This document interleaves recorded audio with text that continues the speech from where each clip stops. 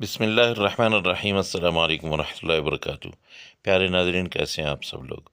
उम्मीद करता हूँ कि अल्लाह पाक की रहमतों के ज़ेर साया खैर वाफ़ियत से होंगे। दोस्तों, अल्हम्दुलिल्लाह रमज़ान जो है वो हमारे करीब, बिल्कुल करीब पहुँच चुका है। तो रमज़ान की बरकतें, रमज़ान की रहमतें आप समेटें और साथ में मुझे भी अपनी दुआओं में याद रखें। आज की रेसिपी जो है ये आप सहरी में बनाएं या इफ्तारी में, बहुत ही मज़े की है। तो हमने लेना है यहाँ पे थोड़ा सा बेसन, तकरीबन 3 चम्मच। ये अगर आप मेजरमेंट करेंगे कप से तो 1 कप जो है ये आपने ले लेना है बेसन। और एक प्याज जो है बिल्कुल आपने अच्छी तरह से बारीक बारीक इसको चॉप करना है, वो डाल देना है। सब्ज़ मिर्चें आप डाल दें तकरीबन 4 से 5, और उसके साथ टमाटर लें। बड़े साइज़ का टमाटर है तो एक ही काफ़ी है। इसके बीज आपने निकाल देने हैं और इसको भी बारीक काट लेना है। यहाँ पे हम डालेंगे थोड़ा सा धनिया, आधी गट्ठी जो है ये आपने सब्ज़ धनिया डाल देना है। खुश्क मसालों में हम लाल मिर्च पाउडर लेंगे, ये आधा चम्मच है। इसके साथ जहाँ पे दड़ा मिर्च जो है ये भी आपने आधा चम्मच ही डालनी है।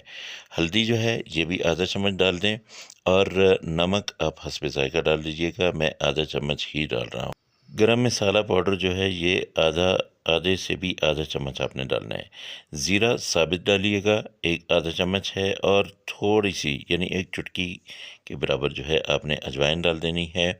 इन सब चीज़ों को आपने मिक्स करना है। साथ में थोड़ी सी आपने डाल देनी है कसूरी मेथी। ये तकरीबन सारी चीज़ें जब आप डाल लें, इनको आप अच्छी तरह से मिक्स कर लें। और ये चीज़ें जो है आपने बेसन में मिक्स करनी है। जब ये चीज़ें मिक्स हो जाएंगी तब आपने इसमें जो हम गंदम का आटा जो अपने घरों में इस्तेमाल करते हैं, आधा कप आपने लेना है और ये इसमें डाल देना है। आधा कप आपने गंदम का आटा डाला, अब इसको आपने थोड़ा थोड़ा पानी डाल के ऐसे करके मिक्स करना है। इसको आपने बहुत ज़्यादा नरम नहीं करना है, आटे की सूरत में आपने रखना है। आटे की तरह अगर आप चाहें तो आप इसको गूंद भी सकते हैं, लेकिन यह है कि ज़्यादा नरम नहीं हो। हमने इसकी टिक्कियाँ बनानी है, इसकी रोटी बनानी है। छोटी छोटी रोटियाँ बनेंगी, बहुत ही मज़े की बनती हैं। आपने ये रमज़ान में बनाना ज़रूर है, चाहे आप सेहरी में बनाएं या इफ्तारी में बनाएं। इंशाल्लाह एक बार बनाएंगे तो आपको रोज़ बनाने का दिल करेगा। ये देखिए, ऐसा सख्त सा आपने आटा बना लेना है।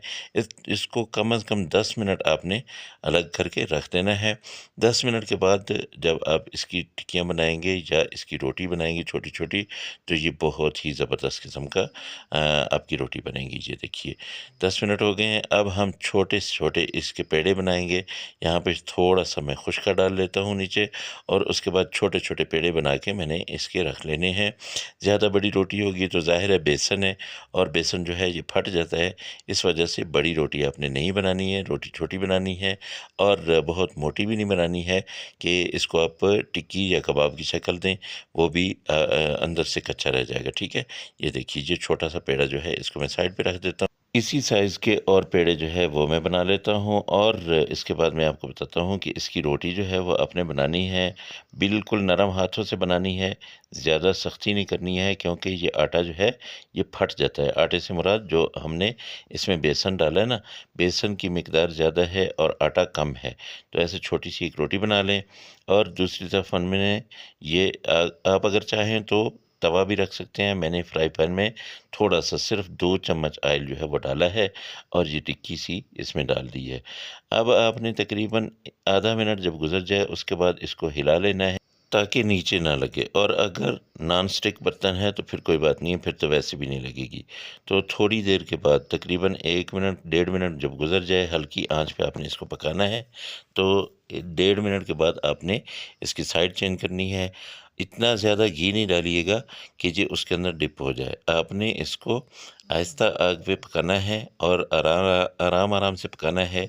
इंशाल्लाह सब्ज़ियाँ भी पक जाएंगी, इंशाल्लाह ये रोटी भी बन जाएगी, और इतने मज़े की बनेगी कि आपका रोज़ाना दिल करेगा कि आप यही बनाएं। उसकी वजह यह है कि ये बहुत आसान और बहुत जल्दी बनने वाली रोटी है। ये आप सेहरी में खाएं या आप इफ्तारी में खाएं, बिल्कुल हल्की फुल्की है, कोई तबीयत आपकी बोझल नहीं करेगी। तो इंशाल्लाह आपने ज़रूर बनानी है। मुझे बताना है कि आपकी ये टिक्कियाँ जो हैं ये कैसी बनती हैं, कैसी बनी हैं। तो अगर आप लोगों को ये रेसिपी पसंद आ जाए तो मेरे चैनल को ज़रूर सब्सक्राइब कर लीजिएगा, और साथ में लगे बेल आइकन को ज़रूर दबा दीजिएगा, ताकि मेरा और आपका ये दोस्ती का रिश्ता जो है ये कायम व दायम रहे। माशाल्लाह, ये देखिए, ये वाली टिक्कियाँ आपने चटनी के साथ, रायते के साथ और दही के साथ, इनमें से जो आपका दिल करे आपने खानी है।